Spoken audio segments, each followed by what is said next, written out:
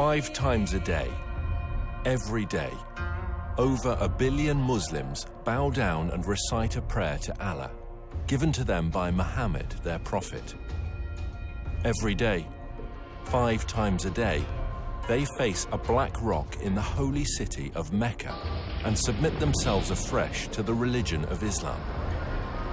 Every day, they bow as a corporate group all around the world to express their solidarity as followers of Islam, for whom Muhammad is their prophet, the Quran is their scripture, and Mecca is their holy city.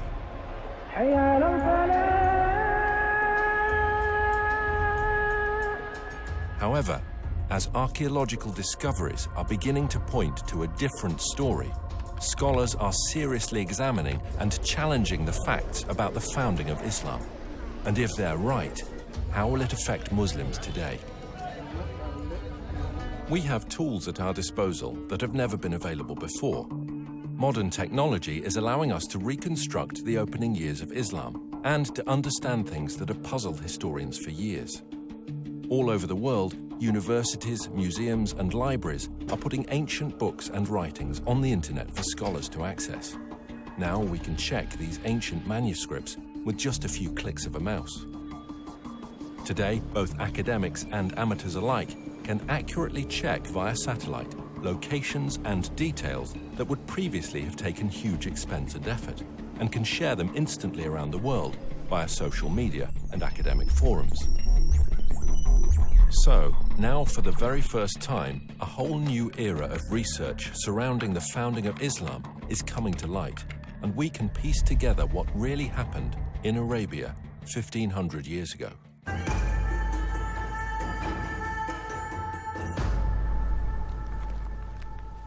Writer and historian Dan Gibson has lived most of his life in the Middle East. He has extensively researched the peoples and places of the ancient world before Islam. I first came to Arabia in my early 20s, and I've spent more than 30 years exploring every corner of this amazing part of the world, piecing together evidence for a radical new theory, which I believe will change our understanding of the past. Years of study have led me to the conclusion that Islam began somewhere other than where the conventional histories suppose, and that in early Islamic writings there are clues and references that reveal the hidden truth about the Mecca mystery. Back in 2002, I had occasion to visit a conference on Nabatean studies organized here by the Al Hussein bin Talal University. During the conference, I had occasion to speak with leading archaeologists from Saudi Arabia and from Jordan. I asked them specifically about the archaeological record in Mecca. While not wishing to be named or quoted, they admitted that there was no archaeological record in Mecca before 800 AD. I had expected them to defend the opinion that Mecca was a walled city with houses and gardens and public buildings and temples. They said no, there was nothing like that there. Did you know that the name Mecca is mentioned only once in the whole Quran? Muslim scholars link other names with Mecca. Names such as the Forbidden Gathering Place, or the Holy House, or the Place of Becca, or Weeping. All of these terms are universally associated with Mecca today. Nevertheless, the Quran itself does not tell us in so many words that these all refer to Mecca. Muslim scholars see no reason to debate this.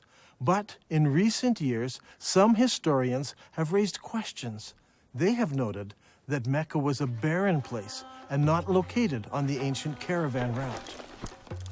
People have imagined that the caravans carried incense, spice, and other exotic goods. But according to recent research, by the time of Muhammad, the age of frankincense was now long over, and the Arabs engaged in a trade of leather and clothing, hardly items that could have sustained a large city that was described as the mother of all cities and the center of the trade route. Look at this map. Where do all of the trade routes intersect?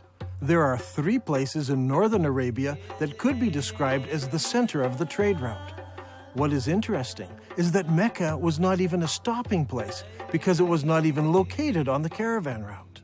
In this film, we will find out why there is a total lack of archaeology in Mecca from the time of the Prophet Muhammad. why descriptions of Mecca do not tally with the landscape, and how an early Islamic civil war altered the truth about Islam. While Muslims all over the world believe that their holy city and their founding leaders all lived in Mecca, in Saudi Arabia, Dan Gibson believes the evidence actually points elsewhere.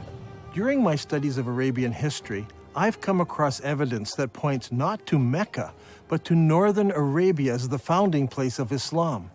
Up until now, no one has ever questioned that Mecca is the holy city of Islam.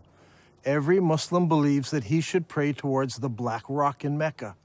But years of study and countless trips to all parts of the Arabian Peninsula have led me to a radical new understanding of Islamic history. I believe that in the process of understanding Islamic history, a fundamental error has been made. It wasn't a deliberate falsehood, it was just a misunderstanding of what happened during the founding years of Islam. So later Islamic writers corrected what they thought was an error in earlier histories when it was actually the truth. Is it possible that over 1 billion people who follow the religion of Islam misunderstand how and where their religion began? And if so, what implications does this evidence have for the average Muslim who wants to follow the instructions of Mohammed, his prophet? We are going to have to examine a time in history and a setting that few of us understand. For centuries, the histories of the classical world and Middle East empires have been discussed, but little effort has been given to the history of Arabia. This ignorance is true not just of the West, but also of the Arabs themselves. The Prophet Muhammad was born in 570 AD, at a time and a place that few people today really know about. His grandfather and his father were Nabatean merchants, and in fact Muhammad himself married a merchant woman. One day, Muhammad was meditating in a cave and an angel visited him. The angel taught him words of praise to Allah. Later, his wife convinced Muhammad that it really had been an angel and he was in fact called to be a prophet of God.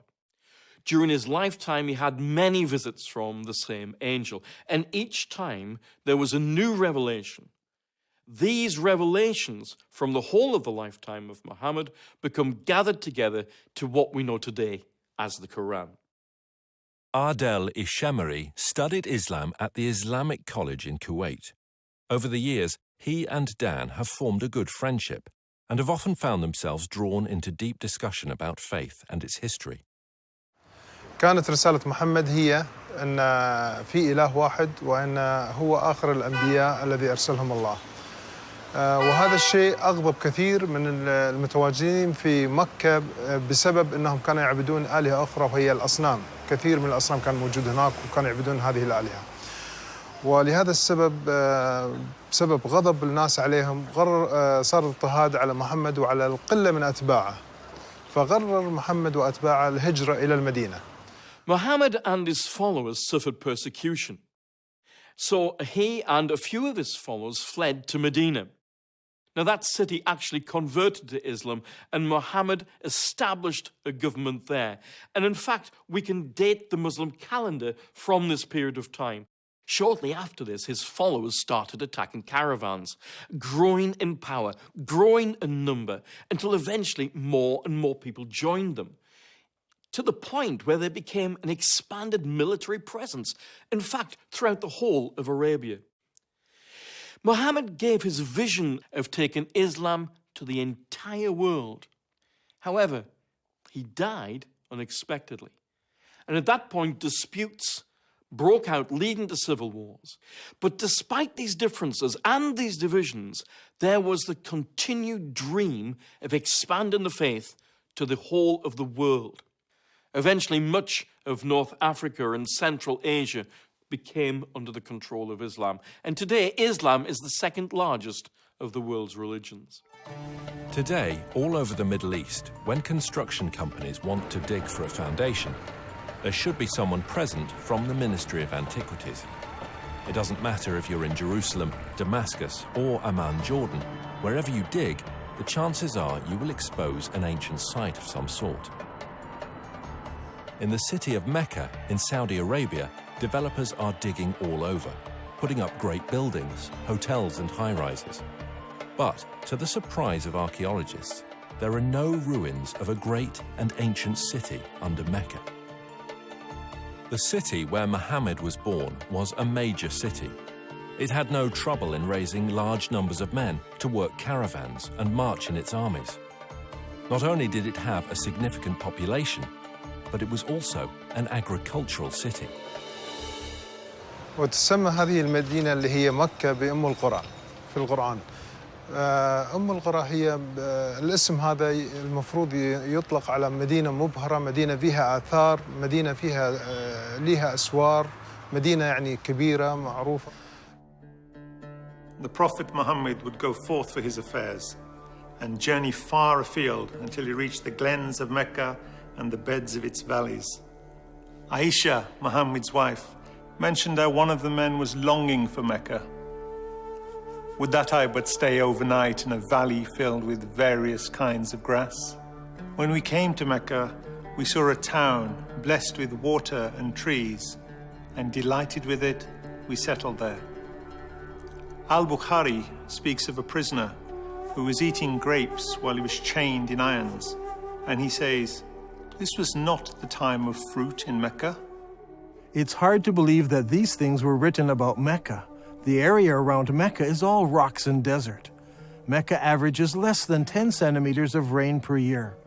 With its extremely hot temperatures and barren conditions, this is scarcely enough to grow any vegetation at all, let alone grow enough food to support a large population. Yet the holy city of Islam is described as having fields with trees and grass and soil, but there's no cultivatable land near Mecca. It doesn't match the ancient descriptions. Ibn Ishaq mentions that the people of Mecca were reluctant to cut down trees in the sacred area. The presence of trees and plants in ancient times can be easily tested by the presence of spores and pollen in undisturbed ancient soil. To date, there is no record of trees having ever existed in ancient Mecca. Another puzzle is that the city of Mecca is missing on all early maps of Arabia. One would expect that a major merchant city would be mentioned on early maps, but not one shows Mecca before the time of Islam. Over the years, I have gathered copies of many ancient maps of Arabia. I have diligently translated them, but never once did I find Mecca mentioned on a map before Islam. Did you know that the name Mecca does not appear in any literature prior to 740 AD? That's 120 years after the founding of Islam. Don't you find it puzzling that for the first 120 years of Islamic history, none of the surrounding nations knew anything about the existence of Mecca? How could a major city, a city that could raise thousands of men in its army, a city that had agriculture, trees, grass, fruit and grapes, be missed by other nations? How could a major city with walls, temples, and public buildings not be found in the annals of other nations, especially if it was a merchant city that undertook trade with all the nations around it? And most puzzling of all is that when we go to the physical location of this ancient city, we find that there is no early archaeological record. It was an insignificant location, not even on a trade route. Many historians today have come to the conclusion that the accounts of the founding of Islam are all myths. Obviously, there is a great discrepancy between what Islamic records tell us and what the archaeologists have been finding, so the conclusion they draw is that the Islamic records are just fabricated myths. In my years of study, I have become convinced that the early records are not myths, but that they refer to another location that fits all of these descriptions. I believe that Muhammad was born and raised in another place, and that Muslims are facing the wrong direction when they pray. According to commonly accepted Islamic history, the Kaaba was a major shrine in the city of Mecca and the focus of pilgrimage in Arabia. A good starting place might be studying the pilgrimage before the founding of Islam. وكما دون المؤرخ الطبري بأن هناك كان نوعان من الحج والعمرة. الحج الأكبر أو الحج الأصغر، وكان جد محمد كان يؤدي العمرة قبل الإسلام. This Umrah before Muhammad was at a time when the focal point of Arabian pilgrimage was to a place known as the Forbidden Gathering Place. This location held many pagan idols. وهذه الأسماء كانت موجودة قبل الإسلام، ولكن ما زال المسلمين إلى حد هذا الآن يستخدمون نفس الأسماء، ولكن هي الأسماء هذه جتنا من الخارج، يعني من الوثنية، ليس أسماء إسلامية. In order for us to understand what was happening in pre-Islamic Arabia, we need to understand the importance of holy places in ancient Arabia. From ancient times, Middle Eastern religions have equated gods with regions rather than being universal. Modern readers of history have long been influenced by Greek and Roman concepts of the pantheon of gods and have failed to realize the significance that the ancient Arabs applied to gods of specific regions. In the eyes of the ancient Arabs, there were gods who lived in Mesopotamia, gods who lived in Egypt, and gods who lived in Greece, and so on. Arab merchants passing through an area would respect the local gods. They were not opposed to gods of different places. What they were opposed to was the representation of a god in human or animal form. They preferred to use geometric shapes. For instance, here is a god in the shape of a block. That one over there is shaped as a triangle. Each of these gods were considered local gods and must be respected when passing through their territory. Such a view of religion naturally leads to accepting territories and locations as being sacred to specific gods. Thus, the area around a temple, such as a particular valley or remote desert location, could be considered as sacred. It would have a precinct where people could gather, even with their enemies, and be safe, because violence was forbidden in the sacred precincts. When tourists enter the majestic beauty of Wadi Rum here in southern Jordan, they're so often taken up with the exquisite beauty of this valley and the rugged mountains that they miss a temple dedicated to the goddess Lat, or Alat as some call her. This Nabatean temple had a sacred area. It was located in front of the temple, with the mountains marking off the sacred area. Before Islam, Arabs were divided into many groups. They worshipped different gods and often fought amongst themselves over tribal issues. The one thing that held them together was the pilgrimage to a common ancient meeting place.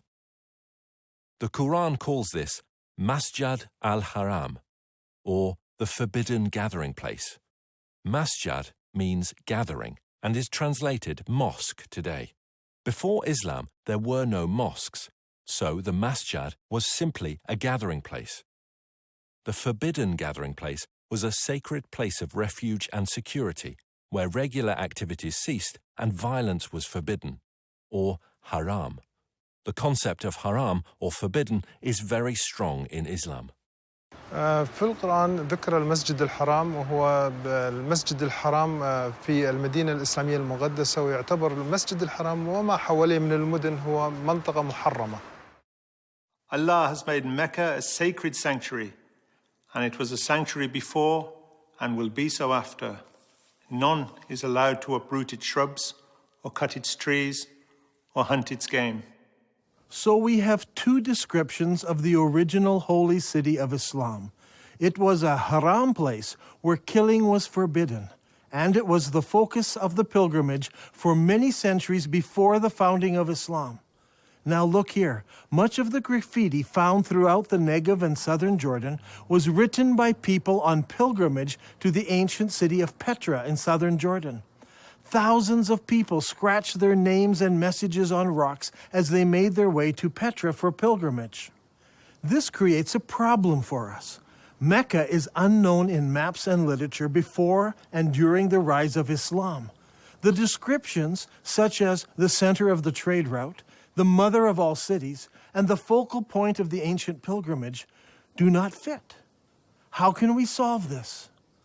The answer to that comes from Islam itself. المساجد في الوقت الحاضر تتجه كلها صوب القبلة، صوب الكعبة، وهناك مكان في المسجد يسمى المحراب الذي الإمام يوقف فيه ويصلي يقود المصلين، ولكن في الأيام الماضية ما كان موجود هذا المحراب، ولكن كان في حائط يتجه صوب القبلة، وكان المبنى بالكامل مبني باتجاه صوب القبلة. In Islam, it is universally understood that the Qibla is towards Mecca in Saudi Arabia. No one questions the direction of the Qibla today. However, the Quran tells Muslims they have a Qibla. The text of the Quran does not give the name of the city to which prayer was originally made. It only mentions Masjid al-Haram, or the forbidden gathering place. Muslims believe they originally prayed towards Jerusalem. According to Islamic sources, in 624 AD, Muhammad changed the Qibla to Mecca. Muhammad revealed this in Surah 2 of the Quran. Thus we appointed the Qibla to you. Indeed, it was a momentous change, except to those guided by Allah. Allah would never make your faith of no effect. Now shall we turn you to a Qibla that shall please you. Turn then your face in the direction of the Masjid al-Haram. Wherever you are, turn your faces in that direction. As a historian of the Arabian Peninsula, I've always been interested in finding the location of the original Qibla. What direction did Muhammad pray towards before the Qibla was changed? Was it Jerusalem, as some claim? Was it Syria, as some claim? Or was it some other direction? If we were to do this study 100 years ago, it would require an incredible amount of work and research. We would have to travel the world searching ancient sites to find the earliest mosques in Islam. Now, in a few moments, we can do what used to take a lifetime. Google Earth lets us look down on sites from space, and websites like ArcNet can combine the research of hundreds of students and professors. We can examine structures based on various criteria. We choose Islamic buildings, arrange them by date into a chronological list, then determine when they were constructed, check their Qibla direction by using Google Earth, and collate this to determine when the Qibla direction changed towards Mecca. This will give us solid data to work with. Now, determining the Qibla direction is not an exact science. Some of the early mosques, like this one, are not exactly square. So researchers need to find the Qibla wall and project 90 degrees from that wall. Because early buildings were not square, we cannot use the side walls or the back walls.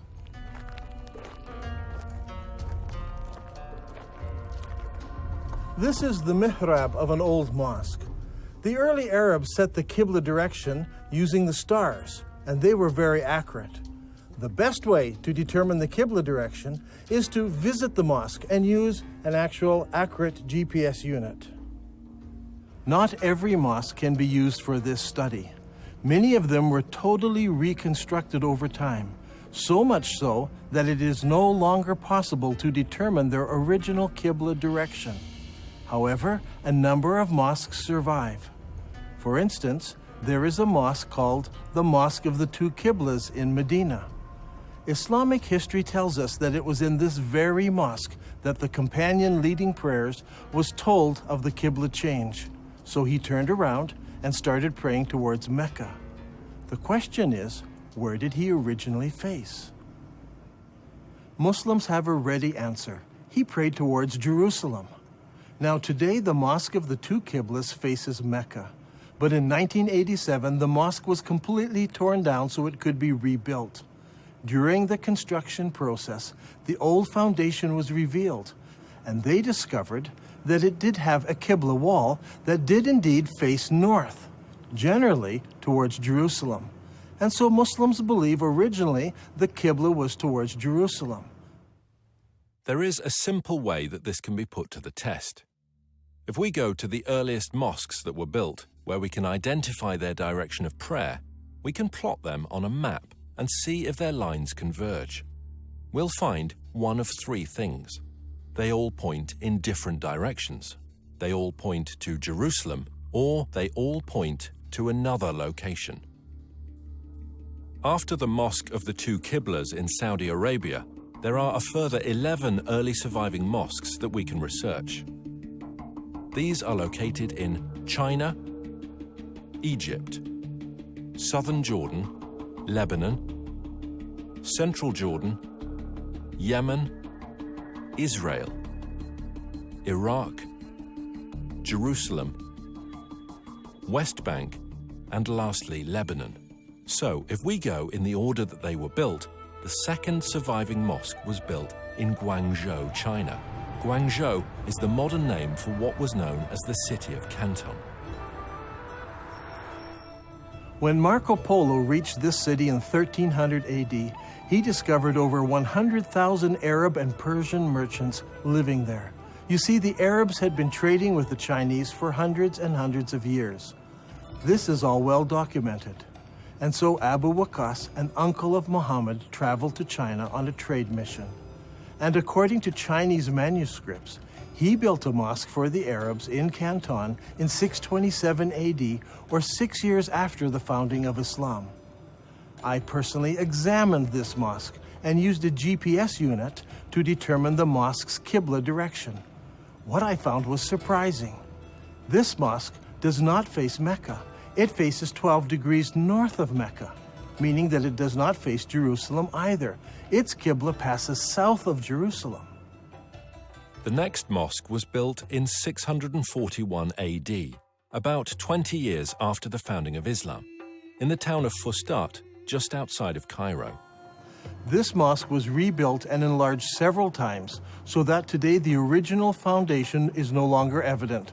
However, a description of the original ground plan of the mosque survives, and the Islamic records tell us that the first Qibla pointed east and later had to be corrected towards the south, towards Mecca. The next surviving Islamic building is the Umayyad Palace, built here at Humayma in southern Jordan. Around 700 AD, or about 80 years after the founding of Islam, the Abbas family built a large manor house here. This house had no special mosque area. Rather, the faithful would line up here in the courtyard to pray. This house has a Qibla direction, but it is not towards Jerusalem. The following year, a new mosque was built in Baalbek in Lebanon. Notice that its Qibla does not point to Mecca. 1 year later, the Umayyads built a large and impressive mosque here on the citadel in Amman, Jordan. This mosque points south. Mecca is over there. A couple of years after this, in 705 AD, or 84 years after the founding of Islam, Muslims constructed the Great Mosque of Sana'a in the capital city of Yemen. While this mosque points in the general direction of Mecca, it actually points to the west of Jerusalem. The following year, in 706 AD, the Umayyad Muslim rulers built Khirbat al-Minya, a large palace complex in Israel on the shores of Galilee. This palace complex had a specific room used as a mosque.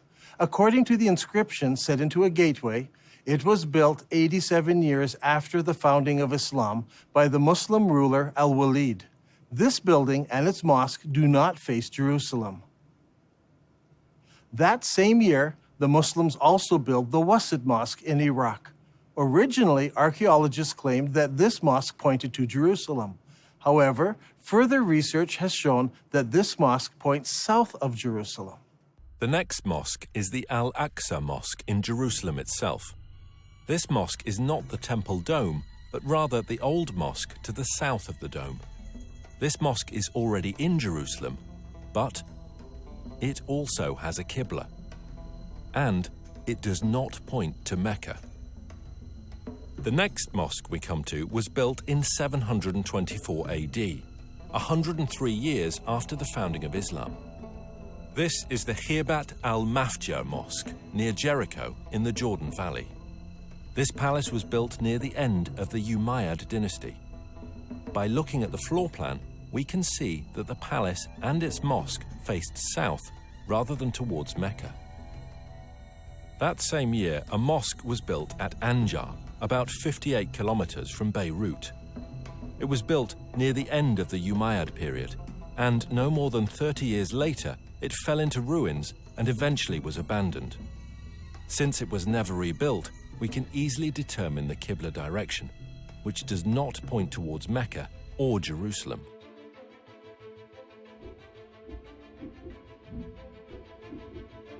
Now, let's put this all together onto one map.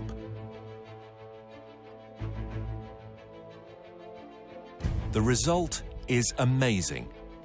During the first 100 years of Islam, 100% of all the surviving mosques we have located so far face a spot in southern Jordan rather than Mecca. From north, south, east and west, mosques all face towards one spot. This isn't some small error in determining the Qibla direction. They all specifically point to just one place. Directly under this point is the ancient city of Petra. This is a city that is well known to us today. It is a popular tourist site. Tourists come from all over the world to marvel at the great temples and the monuments in this city.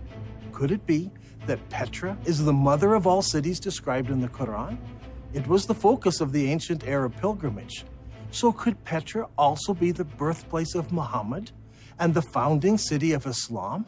دان غريب، يعني أنت تقول إن البتراء لكن البخاري يقول لنا هي القدس، فشلون تبي نفكر في هذا الأمر؟ شلون تبينا نقبل هذا الشيء؟ يعني البخاري قال لنا القدس. Every good Muslim tells me that Muslims used to pray towards Jerusalem. They know this because Bukhari tells them this. And I agree, Bukhari says it was Jerusalem. But Bukhari is writing some 200 years after Muhammad, and he's writing more than 100 years after the Qibla change took place. So he's not an eyewitness. He's just collecting what people are remembering. And he actually notes several conflicting ideas that were circulating at the time. While some people were offering morning prayer at Quba, a man came to them and said, "A Quranic order has been revealed to Allah's apostle tonight, that he should face the Kaaba at Mecca. So you too should turn your faces towards it." At that moment, their faces were towards Syria. And on hearing this, they turned towards the Kaaba at Mecca.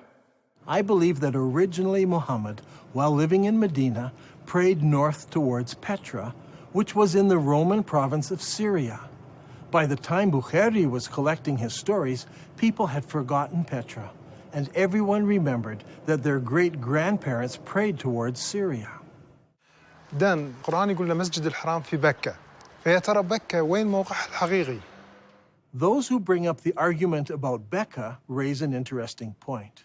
I agree that in Islamic literature, the name Becca is synonymous with the first holy city of Islam.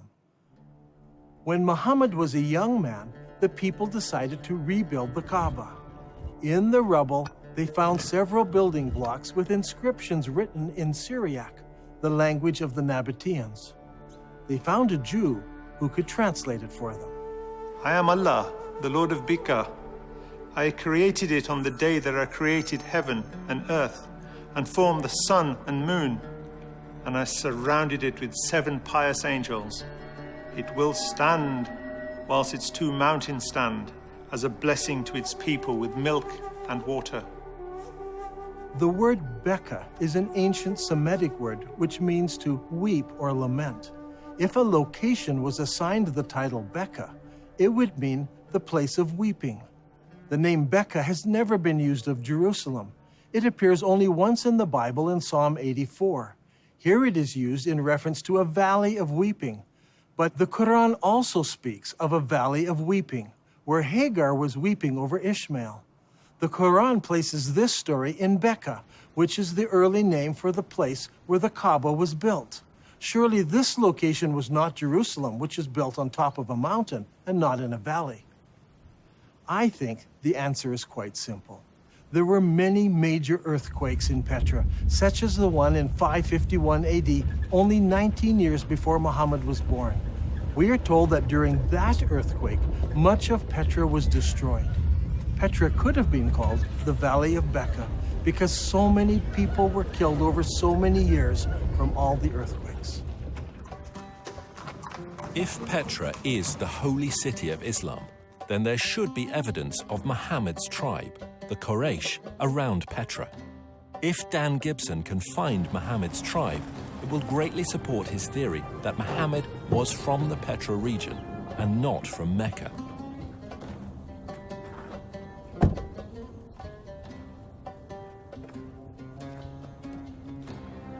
Long ago, this was known as the city of Hawar, or Humayma as it is known today. Archaeologists have uncovered a farmhouse belonging to the Abbasid family and a mosque built sometime later. When the Muslims of Iraq defeated the Umayyads of Damascus, they wanted a member of Muhammad's family to support and legitimize their revolt. And so they came here to Humayma, 27 miles from Petra. It was here that they found Muhammad's family and the Quraysh tribe. They didn't go to Mecca in Saudi Arabia or Medina. They came here to Humayma, 27 miles outside of Petra. It was here that they found the Quraysh tribe and the family of Muhammad, not in Saudi Arabia. So far, we have discovered that the early mosques of Islam all faced the ancient city of Petra. But does the city of Petra fit the Islamic descriptions of the original holy city of Islam? There is a story told by all of the early biographers of Muhammad. It concerns Abdullah, Muhammad's father. He was working in the field one day, and he came home with dirt on his hands. He went into his first wife and said, "Lie with me," but she refused because he was dirty. So he went out, washed off the soil, went into his next wife, Amina. She conceived, and in this way, Muhammad was born. What is important to us about this story is that all of the early writers use the same word for the dirt on Abdullah's hands. They all use an Arabic word for soil, especially the soil of a cultivated plot or field. The problem is, there is no cultivatable land near Mecca. However, when we come to Petra, we discover that Petra had water, fields, and trees. According to archaeologists, there were private and public gardens, as well as running water brought into the city through aqueducts and clay pipes.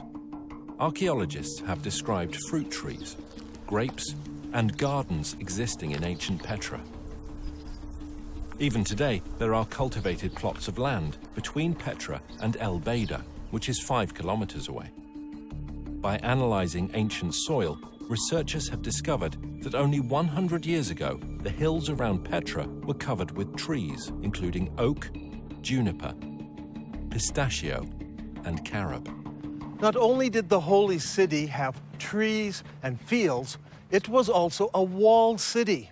Ibn Ishaq says, and they surrounded him by the walls of Mecca. Now this is very puzzling because Mecca had no city walls. Some think perhaps this was a house in Mecca, but Ibn Ishaq specifically says the walls of Mecca. But Mecca was not a walled city. So what about Petra? Petra was built in a valley. On either side of the valley were large mountains with cliffs. These cliffs were as good as city walls. So the people of Petra built walls from one mountain cliff to the other mountain cliff, both on this side of the valley and also on the other side of the valley. So Petra had city walls. Another distinctive feature in Petra is that it contains a very unique stream. Now, usually you have a valley with mountains on one side, mountains on the other, and a stream running down the center of the valley. But in this case, long ago, earthquakes cracked these mountains so that there is a crack in that mountain, water runs through that crack, across the valley, and out the crack in the other side. The Nabateans built a colonnaded street from one mountain to the other mountain, and beside it was a rainwater course. Let's go down there. Now, in Islam, one of the duties of the pilgrims is to go 7 times between 2 mountains called Marwa and Safa. What is interesting is that Bukhari tells us that Muhammad chose to do this, running in the rainwater course between the 2 mountains. But there are problems. Safa and Marwa are just small rocks. Today they're housed right inside of the mosque building. As you can see on this drawing, there was no rainwater course between these two rocks. But here in Petra, the description fits exactly from one mountain to the other.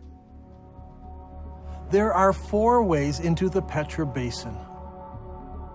Since Petra is in a valley, one could enter from either end of the valley. During the year of the contest of Mecca, the Prophet entered Mecca through its upper part. But there were also other ways of entering Petra. The ancient records tell us that the holy city could be entered and exited by a crack in the rocks. In Arabic, this is called a thaniya. Al-Bukhari mentions this several times. Allah's apostle used to enter Mecca from the high Thaniya and used to leave Mecca from the low Thaniya.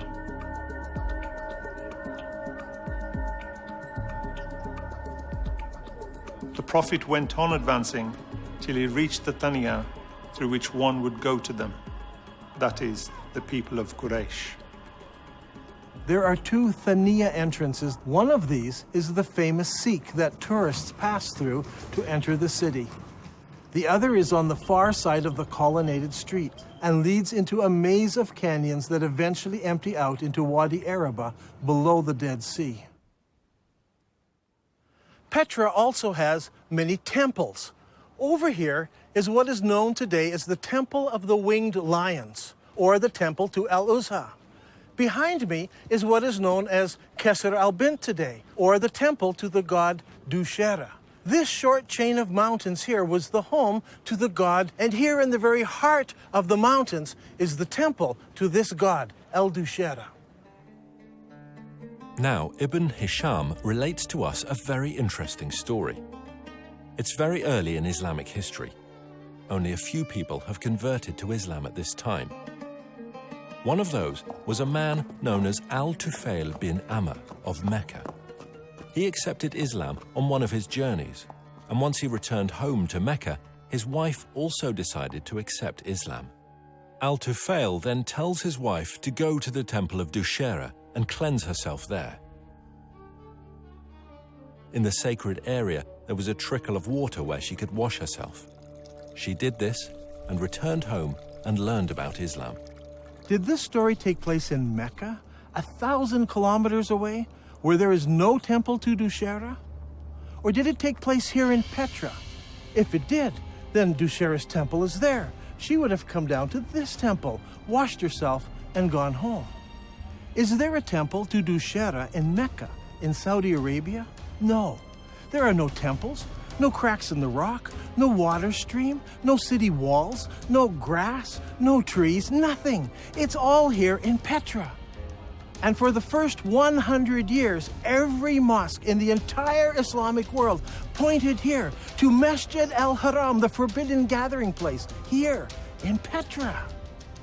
There is no other city in the world that fits this description so perfectly. Now, Al-Haqtab had so harassed Zayd that he forced him to withdraw to the upper part of Mecca, and he stopped in the mountain of Hira, facing the town. It's interesting to note that in this account, Mount Hira is located in the upper part of Mecca. If you go to Mecca today, the cave of Hira doesn't face the city.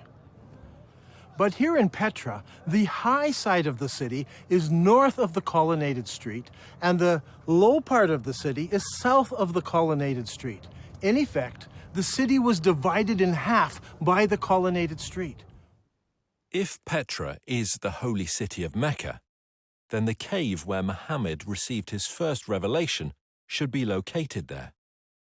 The ancient records say that the cave faced the town, and that it was low down since Muhammad tried to climb the mountain to throw himself off. If that's the case, I think I know just the spot, but we'll have to go over there.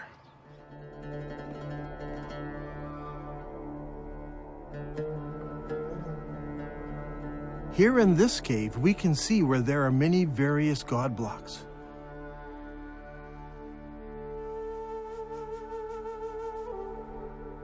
Up there is a large crescent symbol.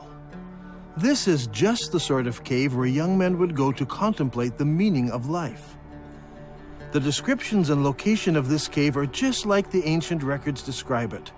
Just outside of the city, the entrance facing the city, and evidence that people spent time here in religious worship and meditation.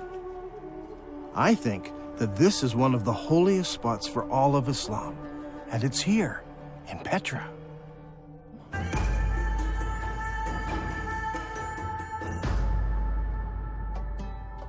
The Quran commands every Muslim to face the forbidden gathering place when they pray. Now, the forbidden gathering place wasn't a building. It was much more than this.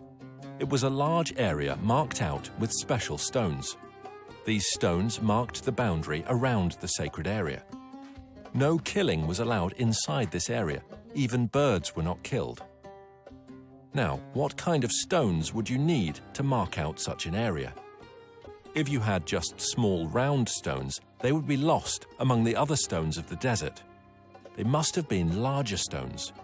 And there should have been something special about them, so that you knew for certain that this was the boundary of the sacred area. Today, in Mecca, there are no special boundary stones. Historians have long wondered what these marker stones might have looked like, but they seem to have been lost in the years that have passed since then. Or perhaps they were never there. If Petra is the original holy city of Islam, then of course the special stones wouldn't be in Mecca. They would be in Petra. Now, there's a feature about Petra that's absolutely fascinating. Whenever tourists come to this city, they pass by a number of square-cut stones known as the Jinn rocks. This is a fanciful name given to them by the local Bedouin. What is interesting is that there are more than 20 of these large square stones marking all of the entrances of the city. Is it possible that these mark out the forbidden sanctuary? Perhaps that's why they're not located in Mecca. If that is true, then Masjid al-Haram, or the forbidden sanctuary, would have been located here. And if it was located here, then the Kaaba would have been located here as well. But it's not, because a man named Ibn Zubair moved it. So far in this program, we have been examining the direction of prayer that Muslims originally faced. As we've seen, all of the mosques constructed during the first 100 years of Islam pointed to Petra. By using the two mosques on the Amman citadel, Dan Gibson has determined the approximate years when the Qibla direction changed. Does Islamic history give us any clues as to why the direction of prayer might have changed? If we look into Islamic history at this exact time, we come face to face with the Second Islamic Civil War. حصلت حروب كثيرة في الإسلام، ولكن أيضا حصلت حروب أهلية بينهم بسبة الخلافة بعد وفاة محمد، ولهذا السبب صار في شيعة وسنة. الأمويين فازوا اللي هم السنة، والحكم بدأ من دمشق. At this point in history, the governor in the Holy City was Abdullah ibn Zubair. He was particularly unhappy. In his eyes, the Holy City was the most important city of Islam, the mother of all cities. But the Umayyad rulers chose Damascus as the new capital city, and a lot of people were unhappy with the corruption and the infighting in Damascus.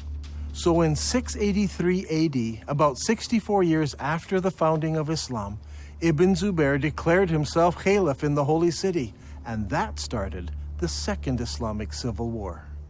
The Umayyads reacted strongly and sent an army against the Holy City. Ibn Zubayr then did a shocking thing. He destroyed the Kaaba, the ancient holy shrine of Islam. Ibn Zubayr then demolished the Kaaba sanctuary until he had leveled it to the ground and dug out its foundation. Then he placed the black stone beside it in a wooden stand in a strip of silk. The Umayyads fought against Ibn Zubayr and his companions, but after 40 days, news arrived that the ruling caliph in Damascus had died. Now, the Umayyad generals insisted that the battle wasn't over, but that they must return to Damascus so that a new caliph could be established. The members of the Umayyad royal family had come to the battle as well, and they insisted that they must return to Damascus under the protection of the entire army, so the whole army marches off. The problem we face here is one of timing. The Islamic records are quite clear that when the Caliph died, his 13-year-old son ruled in his place. Al-Tabari, Volume 20, tells us specifically that his son survived only 40 days after his father died before he too was killed. During this time, the armies from the Holy City returned to Damascus. Now, a slow-moving army would have taken many days to cover the 1,400-kilometer trek across the desert from Mecca in Saudi Arabia to Damascus in Syria. If the army could move at 20 miles a day, it still would have taken them 43 days. When you add up the time the messenger took to bring the message, the time it took for the army to decide to return and get mobilized, and the 43-day march, there is simply not enough time. Mecca is too far away to be believable. However, if the holy city was Petra, then the distances would all be drastically reduced. This problem of distances plagues Islamic history again and again. Mecca in Saudi Arabia is simply too far removed to fit many of the stories in early Islamic history. Now, with the lull in the war, Ibn Zubayr had time to rebuild his defenses and prepare for the return of the Umayyad army. Now I want to show you something. Here are some of the volumes of Al-Tabari's History of Islam. Al-Tabari managed to collect a massive amount of material that he writes about what happened during each year of Islamic history. He devotes whole chapters, sometimes 2 chapters, to every year. But then something strange happens. The battle for the Holy City takes place over several years, but year 70 of Islamic history is of great importance. Now notice, Al-Tabari spends 15 pages describing what happens in year 69, and he spends 27 pages describing what happens in year 71. But where is year 70? Look at this. For year 70, Al-Tabari only records a few lines of text. Did he not find any more information for this year? Or did later editors censor this year from Al-Tabari's record? Only a few lines, but what he records gives us a few tantalizing details. It tells us that Musa'ib ibn Zubair, apparently a brother of Abdullah, brings supplies to the holy city. Were these supplies military equipment? No, it says he brought many horses and camels. I believe that this is the year that the followers of Ibn Zubair moved south from Petra to the deserts of Arabia to find a place where they could hold out against the Umayyad forces. All details of this year have been removed from Al-Tabari's history. But we know that they obtained many horses and camels, which would have no other purpose than to move many of the people out of the city. This lull in the war continued into the next year. So Ibn Zubair took advantage of the break to undertake a religious project. He decided to rebuild the Kaaba. But Al-Tabari does not tell us where the new Kaaba was constructed. Was it in Petra? Or was it in a new, safer location in faraway Mecca? I believe that the new Kaaba was built in Saudi Arabia, and that the black rock was moved there for safekeeping. So even if Ibn Zubair lost the holy city, he still had the rock and a new Kaaba. After a new caliph was established, the Umayyad army returned. This time the army was bigger, and the Umayyads brought large weapons of war with them. Among them, a stone-throwing machine called a manjanik.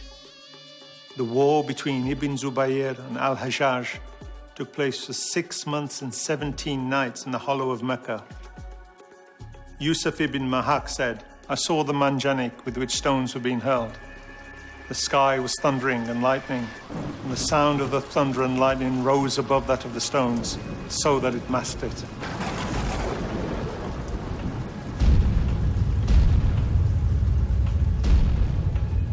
During the fighting, Ibn Zubair took refuge in a ruined building beside the Kaaba, and this began another battle, which completed the destruction of the Kaaba area of the Holy City. Eventually, Ibn Zubair lost the battle, but the cause was taken up by those in the city of Medina in Saudi Arabia and by the city of Kufa in Iraq. I believe that during this time, the Islamic world was thrown into contention. Should they pray towards Petra, or should they pray towards Mecca? The great Islamic empire had divided into two. Originally, the Umayyads ruled from Damascus, and they prayed towards Petra. But they were defeated in battle, and now the eastern part of the empire was ruled by the Abbasids, who all constructed their mosques facing towards Mecca. It was during this exact time that we see a change in mosque construction. Before this, every new mosque constructed faced Petra. But now, for the first time, some of the new mosques began to face Mecca in Saudi Arabia. But the problem still existed. What do you do with the old mosques? They were built facing Petra. It was during this time that mosques began hanging a sign on the wall to indicate the direction of prayer. It was said in the reign of Uthman that the Caliph ordered that signs be posted to the walls of the mosques in Medina. This was so that the pilgrims could easily identify the direction to which they needed to address their prayers. Now, this is a very interesting development, because up until this time, mosques were built so the faithful had only to face the Qibla wall and they faced the holy city. Why would you need to introduce a sign unless the direction of prayer had changed? Around this time, around 89 years after the founding of Islam, a niche was suddenly introduced into mosque structure to denote the direction of prayer. This niche was added to older buildings and also incorporated into newer buildings. Today, the niche is standard in every mosque, but it wasn't originally. There was no niche until the Qibla direction changed. In the Civil War, the Umayyads still prayed towards Petra, but the rebels in the Holy City in Medina and in Kufa chose to pray towards the new Qibla in Saudi Arabia. When the armies of Kufa met Ibn Zubayr, Bujair ibn Abdullah al-Musli spoke. Praise be to God who has tested us with shackles and tested you by your forgiving us. Ibn Zubayr, we are people who turn to the same Qibla as you. What a strange phrase. We are the people who turn to the same Qibla as you. Muslim historians argue that this means the same Qibla as every other Muslim. But now that we have uncovered evidence of the change of Qibla at this very time, this phrase takes on special significance. The people of Kufa join with Ibn Zubayr in accepting his Qibla. This is key to understanding much of what takes place later. Even though Ibn Zubayr is eventually killed and seems to lose the civil war, the city of Kufa plays a major role in the development of the new Abbasid dynasty, and Kufa becomes a theological center and a place for copying Qurans. In the Islamic world, things were a mess. Not only were Muslims divided politically, they were divided religiously. Obeying the wishes of Allah as revealed by the Prophet Mohammed was at the very heart of Islam. Should you obey Mohammed and the Quran and face towards the forbidden gathering place in Petra? Or should you pray towards the sacred house and the Black Rock, which is in Saudi Arabia? So far, Dan Gibson has plotted the existing mosques from the 1st century of Islam, and they all point to Petra in Jordan. So what about the mosques of the 2nd century of Islam? Do they all point to Petra as well? Here is where things start to get interesting. During my studies, I discovered that the mosques built during the 2nd century of Islam point in different directions. This is what I call the time of confusion. 102 years after the founding of Islam, the Mosque of Ummah was constructed in southern Syria, in the ancient city of Busra. As you can see, the mosque's orientation does not point towards Mecca. But clearly, it does not point to Petra either. 5 years later, the ruling Muslims built a palace in the Syrian deserts known as Qasr al-Hayar al-Gharbi. This is a drawing of the floor plan of the palace and the mosque in the corner of the complex. The whole complex seems to face somewhere between Petra and Mecca. A couple of years later, Qasr al-Hayar-i-Shaki Palace was built about 100 kilometers north of Palmyra.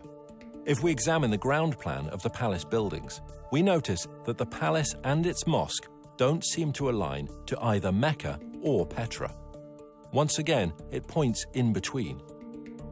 Is it possible that something had happened which made the builders not want to choose either Petra or Mecca, so they pointed the Qibla between the two?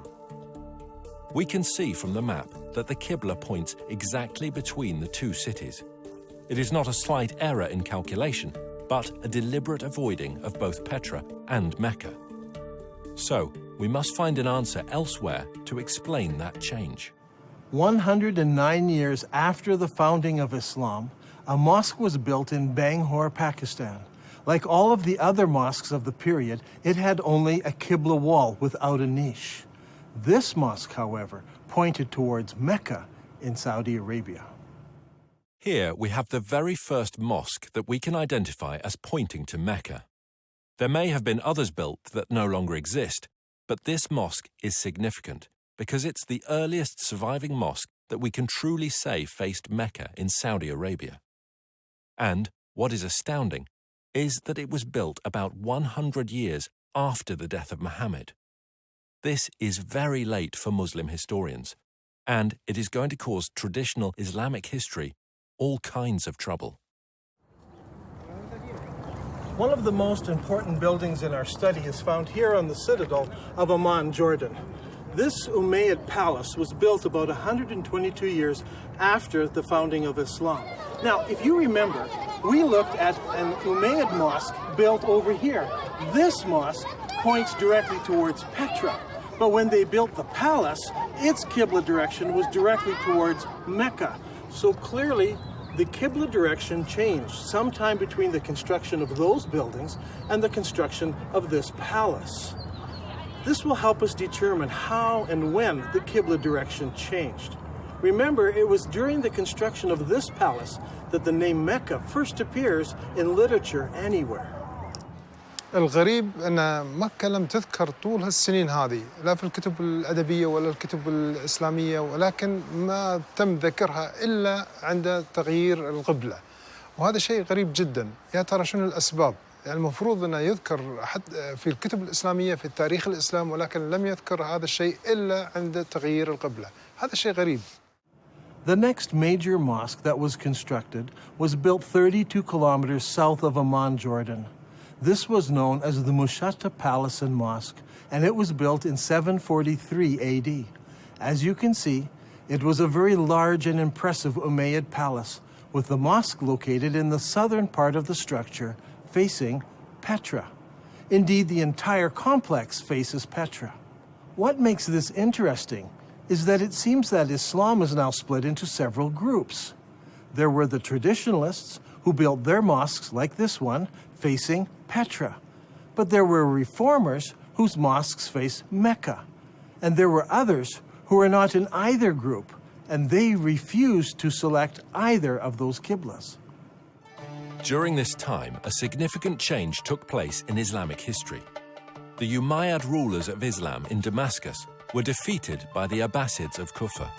In 754 AD, Al-Mansur, the new caliph, commissioned the construction of a brand new eastern capital, choosing Baghdad in Iraq as his site.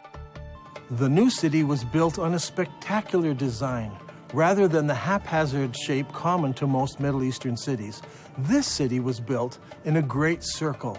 The designers went out to a brand new area and used ashes to draw out the city plan on the ground prior to construction. The city, which was completed in 767 AD, was 2 kilometers in diameter. As you can see on this drawing, the main mosque of the city had no niche indicating the direction of prayer. That was to come later. One wall was used as a Qibla wall, and that wall pointed directly to Mecca, as would all of the other mosques built from now on by the Abbasid rulers. If this is all true, then the Prophet Muhammad and the first 4 rightly guided caliphs in Islam, and the following Umayyad rulers who ruled Islam from Damascus, all prayed towards the city of Petra. But late in the Umayyad reign, something happened that caused the builders to change the direction of their mosques. Some pointed to Petra, some to Mecca, and some chose to be neutral and point between the two.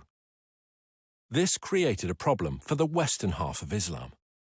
The people in the West were still loyal to the earlier Umayyads, So the Islamic world is now split into two. The Abbasid rulers in Iraq control the eastern part of the empire, and the Umayyad rulers control North Africa and Spain. This is an important time in Islamic history because the Umayyads in Spain now blossom in culture and begin to build beautiful and impressive buildings. The builders in Spain had a problem. Traditionally, Umayyads all prayed towards Petra. But, as we're going to see, something devastating happened, resulting in future mosques no longer facing that direction. Their enemies, the Abbasids, now pray towards Mecca in Saudi Arabia, so they don't want to choose that direction of prayer. So what should the Umayyads do? As I examined the mosques built by the Spanish Umayyads, I discovered a most surprising development. These builders chose neither Petra nor Mecca. Now, as we have seen, some of the builders in the Middle East chose to point their qiblas between the two cities. But the builders in North Africa and Spain decided to do something completely different.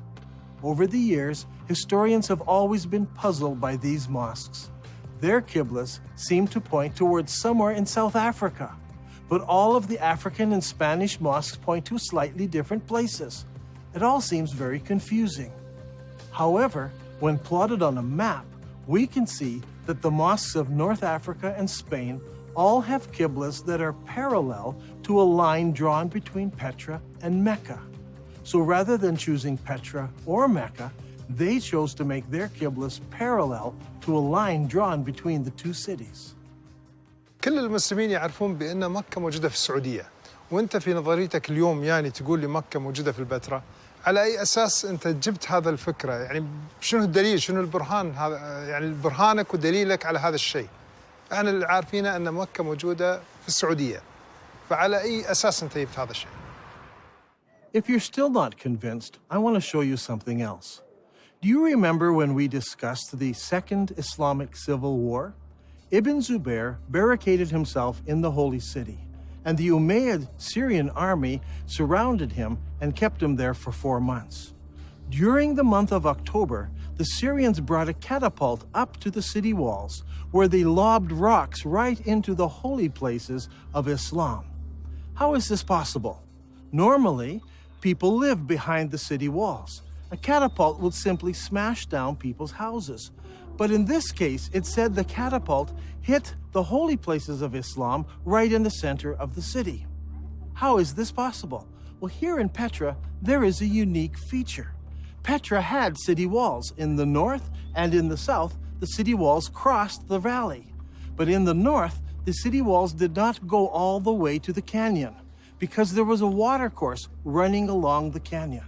I believe the Syrians brought their catapult up the dry river course right to the place where they could lob rocks into the very heart of the city, hitting the Kaaba and the holy places of Islam.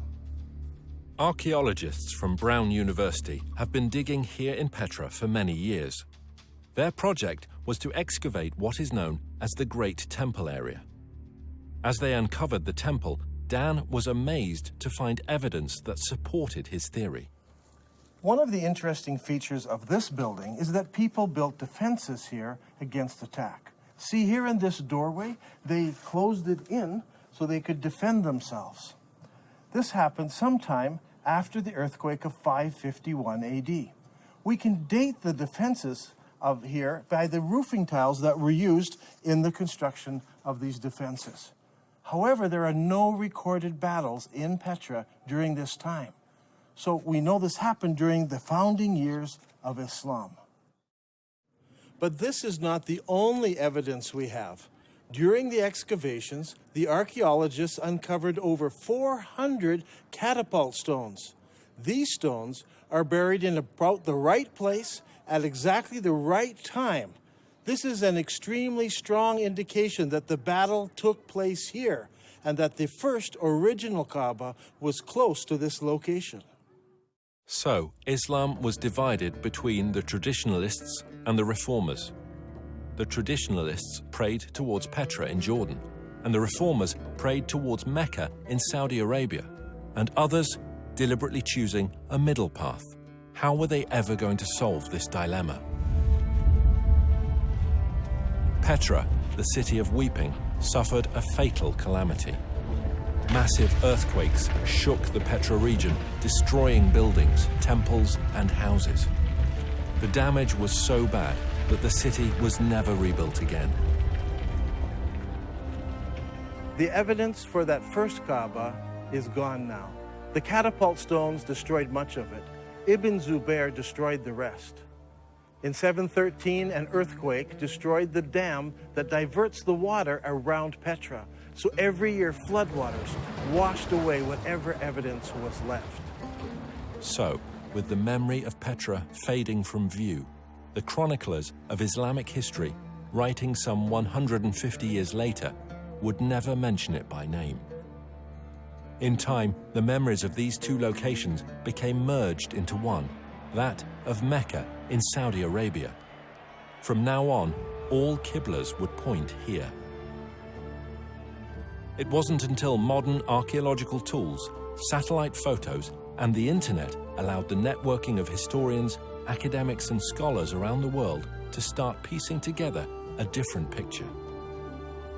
هذا الأمر غريب، يعني أول مرة نسمع فيه، يعني شلون المسلمين تبيهم يصدقون في هذا الشيء المكتوب، يعني غريبة، ليش ما مذكور في الكتب الإسلامية ولا مذكور في كتب التاريخ؟ شلون نسوا ولا يعني يا ترى هل تناسوا ولا نسوا هذا الأمر؟ شلون ما يتذكروه؟ شيء غريب. In order to understand the events that influenced the writing of Islamic history, we need to recognize several things.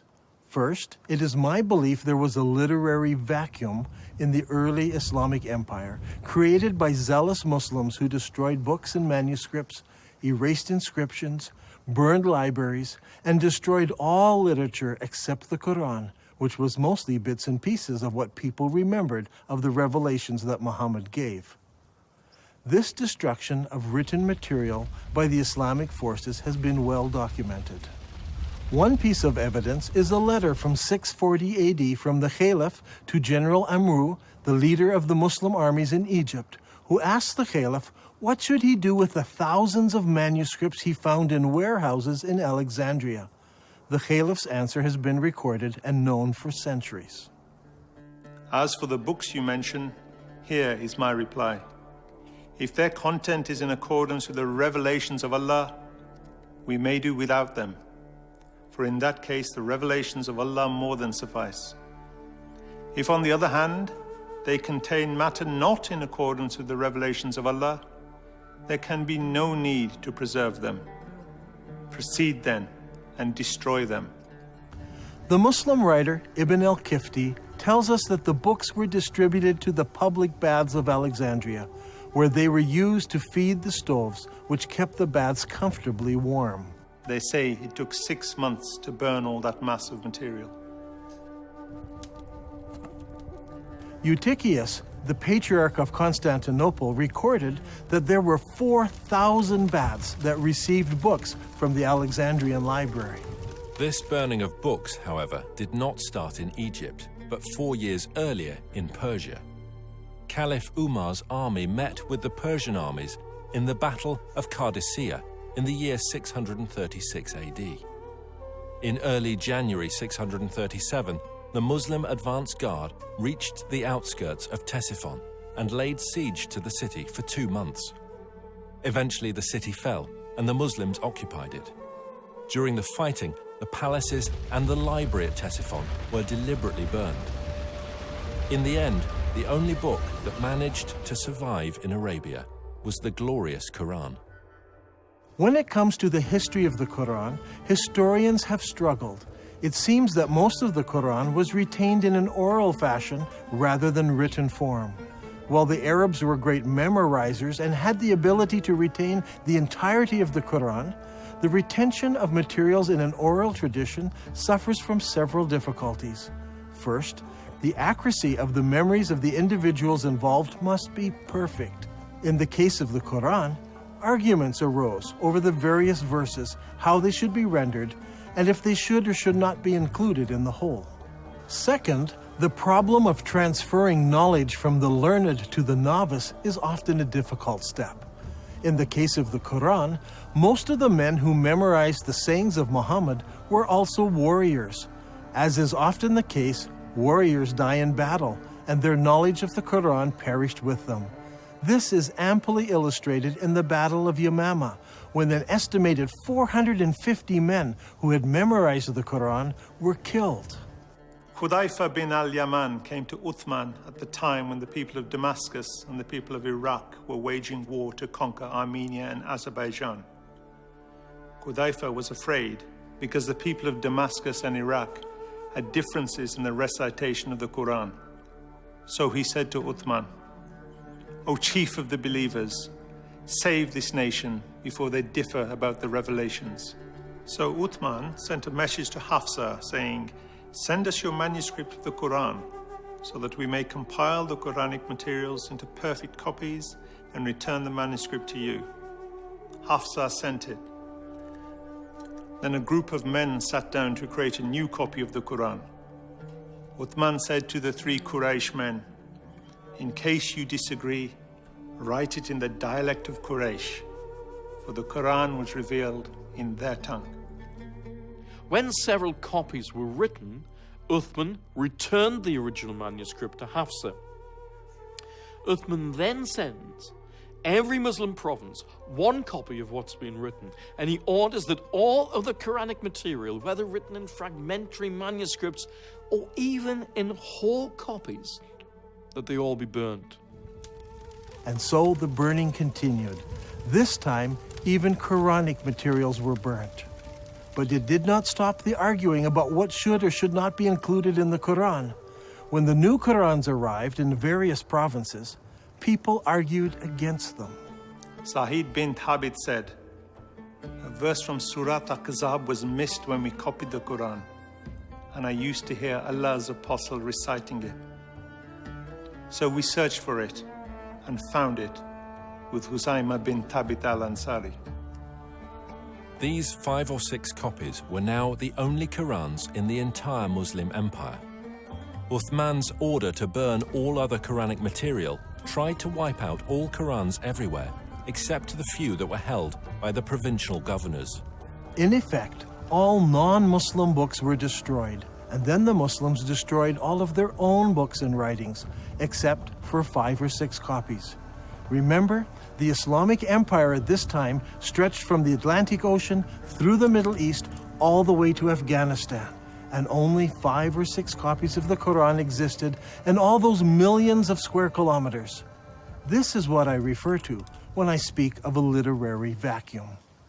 Much later, once the Abbasids took control of the Islamic Empire, they recognized this literary vacuum and they set out to correct it.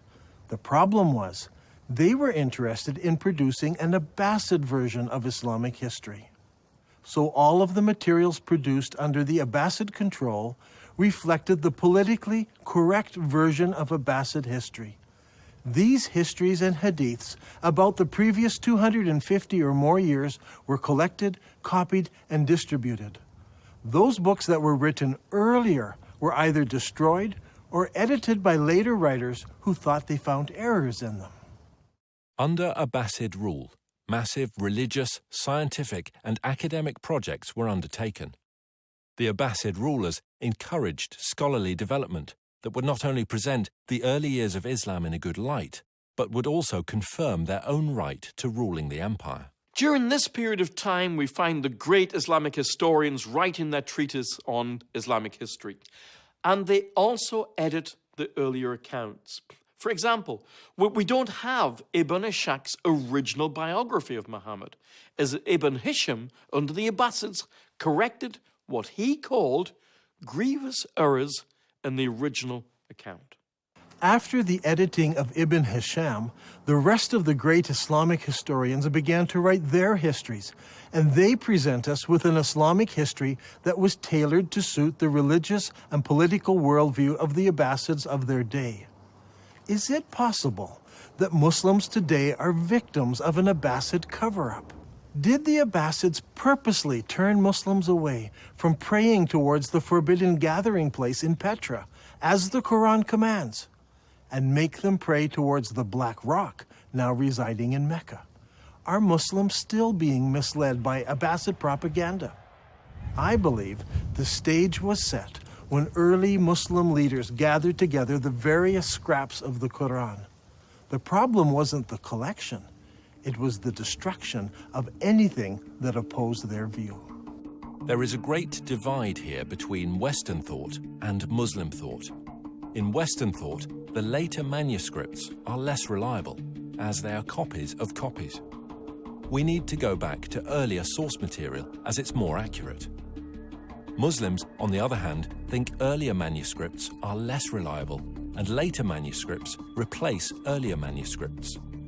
Even in the Quran, later revelations replace or abrogate earlier revelations. Once you allow the concept of abrogation, you open yourself up to accepting all kinds of changes. If the Abbasids tampered with history, did they go so far as tampering with the text of the Quran? For instance, how did the name Mecca get into Surah 48? Abu Bakr, the successor of Muhammad, made the first compilation of Quranic material. Uthman, who followed him, used that collection and then added to it. The historians tell us that even after Uthman had compiled his Quran, people remembered still more verses that Muhammad had revealed. Every time a new Quran came out, it was touted as the most complete Quran. The previous ones were okay, but the newer ones were more complete, with more revelations in them. Did the Abbasids bring out an even more complete Quran that contained mention of Mecca? Today we have many of the Abbasid Kufi Qurans in museums from Istanbul to Samarkand. These Qurans use the Kufic script invented in the city of Kufa. But what about earlier Qurans written in other scripts? I have searched through many of the early Quranic parchments written in pre-Kufic script. It should come as no surprise that none of the pre-Kufic material includes verses about the changing of the Qibla or the city of Mecca. Historians have challenged me that I'm trying to rewrite all of Islamic history. I assure you I'm not trying to do this. I'm only suggesting one small change. Long ago, the holy city of Islam was referred to as Becca. I believe that name was used for the city of Petra after repeated earthquakes killed many people. After Ibn Zubair moved the black stone to Mecca, scribes had only to make one small change to Islamic writing. In Arabic, Becca is written like this.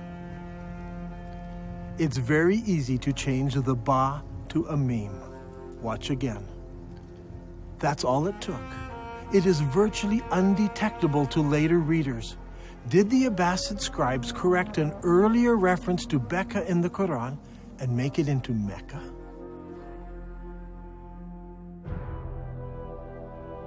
I believe that all of the evidence points to Petra as being the ancient city of Becca, the founding place of Islam.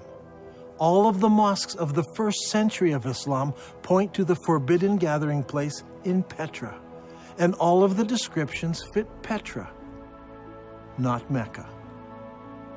Muslims are instructed in the Quran to pray towards the forbidden gathering place. The Quran says nothing about the Black Rock. It is clear that although Dan Gibson's research is rooted in Islamic history, and he has a great affection for the Arabic world, his theories will be challenging to Muslims. As faiths around the globe come under increasing scrutiny to prove the veracity of their origins, all religions need to consider serious research they may find difficult. Islam needs to ask if it is possible that over 1 billion people have been misled by Abbasid propaganda regarding how and where their religion began.